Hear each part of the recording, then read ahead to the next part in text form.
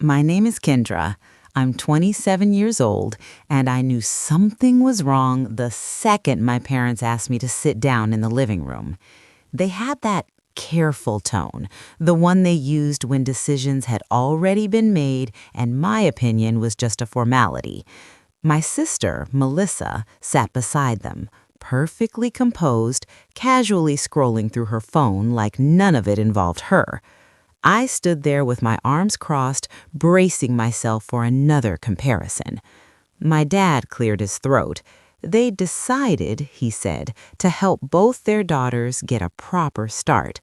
My mom smiled in that tight, rehearsed way that always meant I wouldn't like what came next.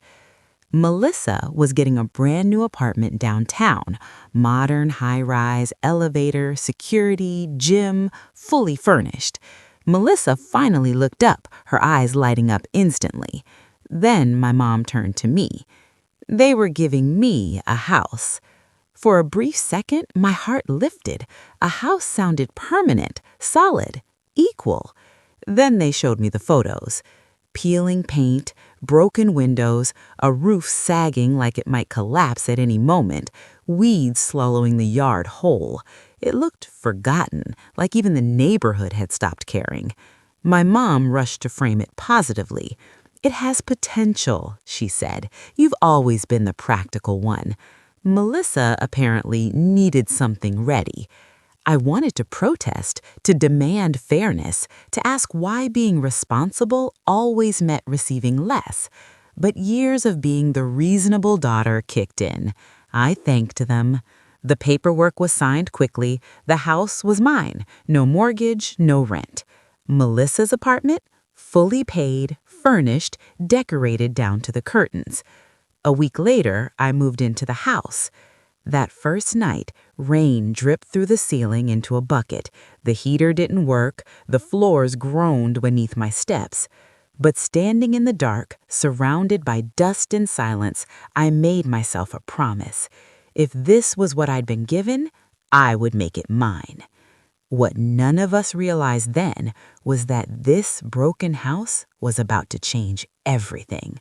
And the real story hadn't even started yet. I didn't complain. I didn't quit. I rebuilt. By day, I worked my office job and saved every spare dollar. By night and on weekends, I became my own contractor.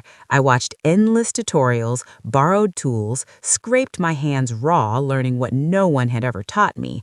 I patched the roof section by section, replaced shattered windows, tore out rotting wood, cleared years of debris from the backyard. It was exhausting, lonely, frustrating, but slowly the house began to change. Months passed, then a full year. The cracked walls were smooth, the floors were refinished. I planted a small garden where weeds once ruled. I even converted the collapsing porch into a sunroom filled with light. It wasn't flashy, it was earned.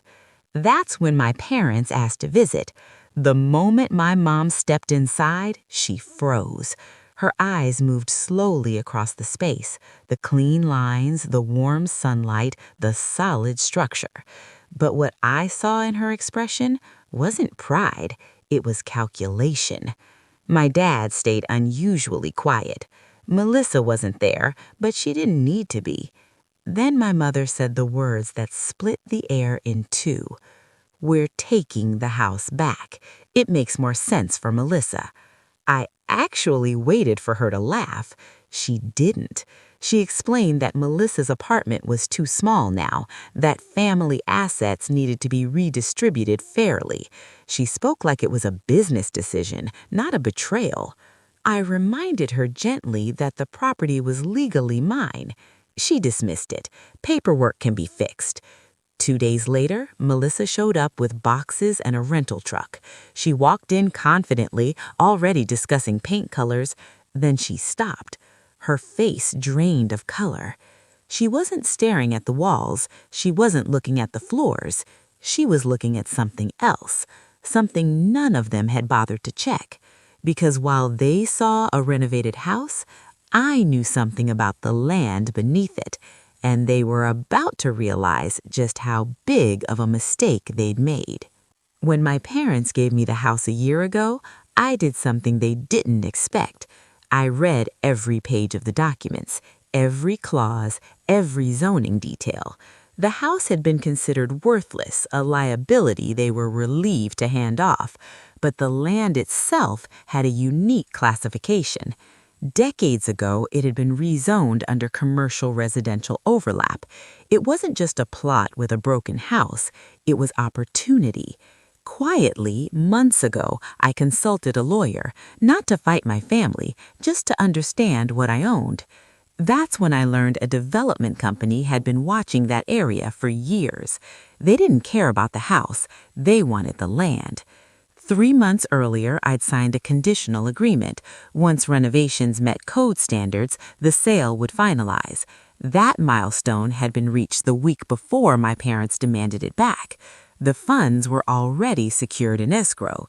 So when my mother insisted again, "We're taking the house," I calmly placed the documents on the counter. Deed, zoning certificate, signed contract. Silence filled the room. My dad's hands trembled as he read. My mother's confidence dissolved line by line. Melissa's entitlement shifted into panic. I told them plainly I wasn't keeping the house. I was selling it. And the sale price? It exceeded everything they had spent on Melissa, and more than they could ever offer me.